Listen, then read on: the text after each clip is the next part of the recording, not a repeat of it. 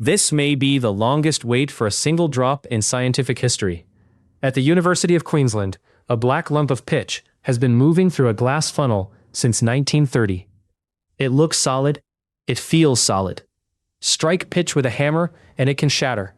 But leave it alone for years and it flows.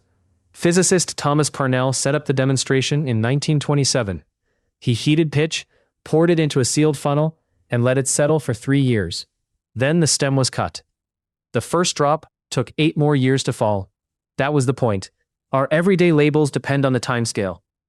A material can resist a sudden blow like a brittle solid, yet deform continuously under a small force. In the original published analysis, the pitch was estimated to be roughly 100 billion times more viscous than water. Even that number is not perfectly fixed because temperature changes the flow dramatically. And the apparatus was never a precision climate-controlled machine.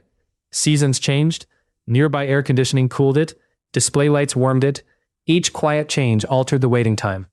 Only 9 drops have been counted. The experiment's second custodian, John Mainstone, watched over it for more than half a century without directly seeing a clean drop fall.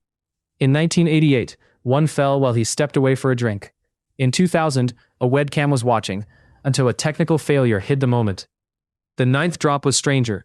It slowly touched the 8th drop beneath it, instead of falling free. In April 2014, researchers tried to replace the crowded beaker. The bell jar briefly lifted the apparatus, and the pitch stem separated. So even with cameras running, Queensland still had no clean witnessed fall. There is an important correction. A different pitch experiment at Trinity College Dublin did capture a drop on camera in 2013.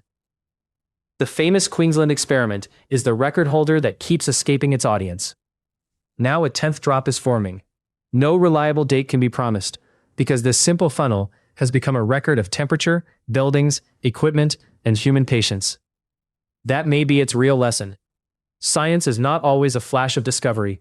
Sometimes the evidence moves so slowly that generations have to keep watching. Would you trust the live stream to catch the 10th drop? Or would you go see it yourself?